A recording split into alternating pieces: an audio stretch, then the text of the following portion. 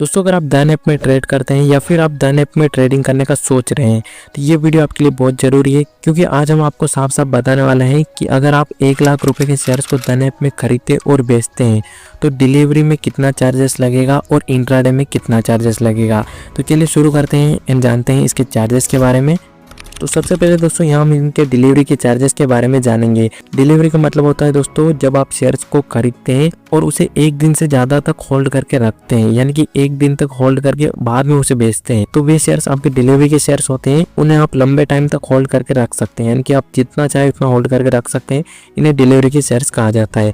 बाकी ये जो शेयर्स होते हैं इन पर जो आपका चार्जेस लगेगा डन ऐप में वो कुछ इस तरीके से लगेगा, जैसे कि सबसे पहले आपका इसमें ब्रोकरेज लगता है, उसके बाद STT लगता है, उसके बाद एक्सचेंज ट्रांजेक्शन चार्ज लगता है, उसके बाद DP चार्जेस लगता है, उसके बाद स्टैम्प ड्यूटी चार्जेस लगता है, उसके बाद सेबी टर्नओवर लगता है, उसके बाद GST और फिर आपका टोटल चार्जेस मैं आपको कैलकुलेट करके बताऊंगा। तो सबसे पहले हम बात करेंगे इनके ब्रोकरेज चार्जेस के बारे में।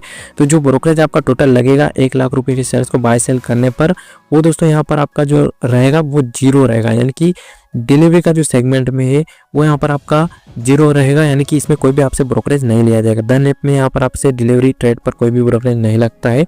अब यहाँ पर आप में से काफ़ी सारा को सवाल होगा कि यहाँ जो है 0 ब्रोकरेज है, मतलब कोई भी चार्ज नहीं लगता है, लेकिन ऐसा नहीं है। यहाँ पर आपके जो अदर चार्जेस होंगे, गवर्नमेंट के चार्जेस और एक्सचेंज के चार्जेस, वो आपके लगेंगे।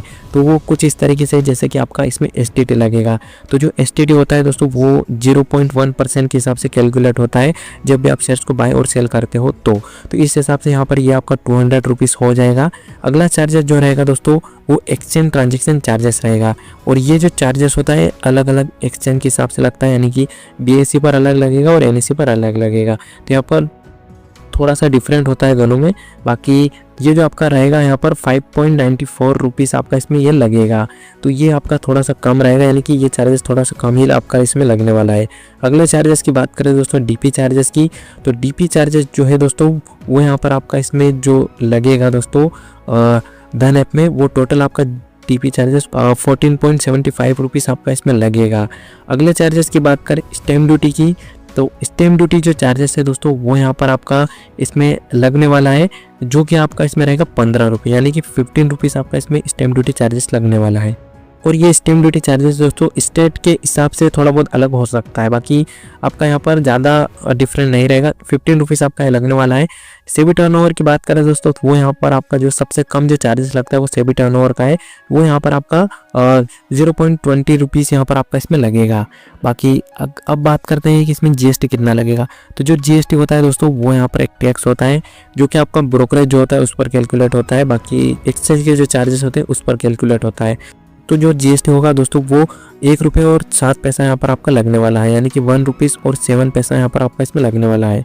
टोटल चार्जेस की बात कर लेते हैं दोस्तों कि डिलीवरी सेगमेंट में हमारा इसमें टोटल कितना चार्जेस हो जाएगा अगर हम 1 लाख रुपए के शेयर्स को बाय सेल करते हैं। तो टोटल दोस्तों यहाँ पर आपका जो चार्जेस होगा वो यहाँ पर आपका 237 रुपीज़ और 15 पैसा यहाँ पर आपका हो जाएगा, यानी कि आपका यहाँ पर जो लगभग आप मान के चल सकते हो कि 238 रुपीज़ आपका इसमें टोटल चार्जेस आपका इसमें लगने वाला है अगर आप डिलीवरी सेगमेंट में 1 लाख रुपए के शेयर्स को बाय सेल करते हैं। तो ये हो गई दोस्तों बात इनके डिलीवरी सेगमेंट की।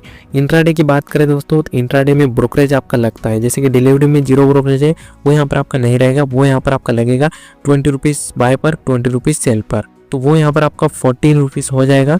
40 रुपीज़ आपका इसमें ब्रोकरेज लगेगा और STT 25 रुपीज़ लगेगा। एक्सचेंज के जो चार्जेस होते हैं वो यहाँ पर आपका सेम रहेगा डिलीवरी की तरह, 5.94 रुपीज़ आपका इसमें लगने वाला है।